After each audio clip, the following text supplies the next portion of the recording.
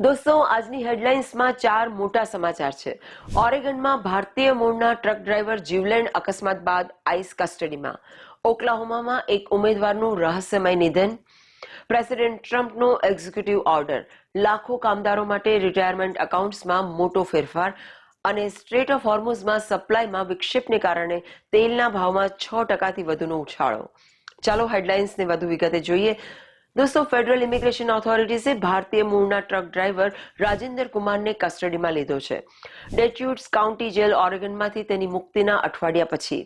તે હવે North West ICE Processing Center Tacoma વોશિંગ્ટનમાં છે અને તેની રિમૂવલ પ્રોસિડિંગ શરૂ થઈ ગઈ છે. આ કેસ 24 નવેમ્બર 2025ના જીવલેણ અકસ્માત સાથે જોડાયેલો છે. કુમારે તેના સેમી ટ્રક અને ટ્રેલર વડે યુએસ હાઈવે 20 પર ખતરનાક ટર્ન લીધો હતો, જેનાથી બંને લેન બ્લોક થઈ ગઈ હતી.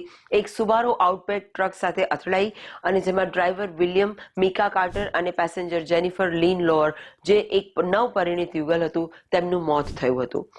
બીજી હેડલાઇનમાં ઓક્લાહોમાના ઉમેદવારનું રહસ્યમય નિધન. અચાનક ગુમ થયાના 2 દિવસ બાદ તેઓ મૃત હાલતમાં મળી આવ્યા. બેરી ક્રિશ્ચિયન, જે પશ્ચિમ ઓક્લાહોમામાં ડિસ્ટ્રિક્ટ 38 માટે ઉમેદવાર હતા, તેઓ ગુરુવારે તેમના પોતાના જ પિકઅપ ટ્રકમાં ડેડ મળી આવ્યા. તેઓ 2 દિવસથી ગુમ હતા. તેમના કેમ્પેઇનને ન્યૂઝ રિલીઝમાં આ અંગેની જાણકારી આપી હતી. ચૂંટણી પહેલા ઉમેદવારના અચાનક નિધનથી રાજકીય જગતમાં શોકની લાગણી છે.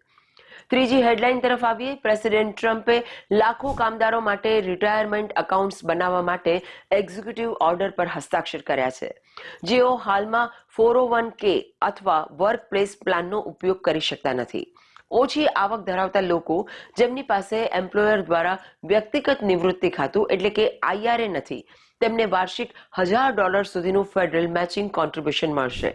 આ પગલું તે કામદારો માટે નાણાકીય સુરક્ષાનું મોટું પગલું છે, જેઓ પહેલા રિટાયરમેન્ટ સેવિંગ્સથી ખૂબ દૂર હતા. અને છેલ્લા સમાચારમાં સ્ટ્રેટ ઓફ હોર્મુઝમાં ઓઇલ સપ્લાયમાં વિક્ષેપ અને ઈરાની બંદરો પર US બ્લોકેડ લાંબો સમય ચાલુ રહેવાના ડરને કારણે તેલના ભાવમાં 6%થી વધુનો ઉછાળો આવ્યો છે.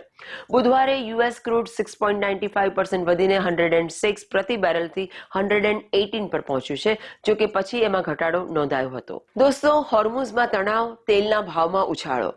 દરેક બેરલ હવે વધુ મોંઘું થઈ ગયું છે.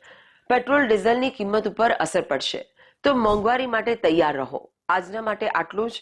હું છું Gayatri, signing of. Stay safe, stay informed and follow me for more.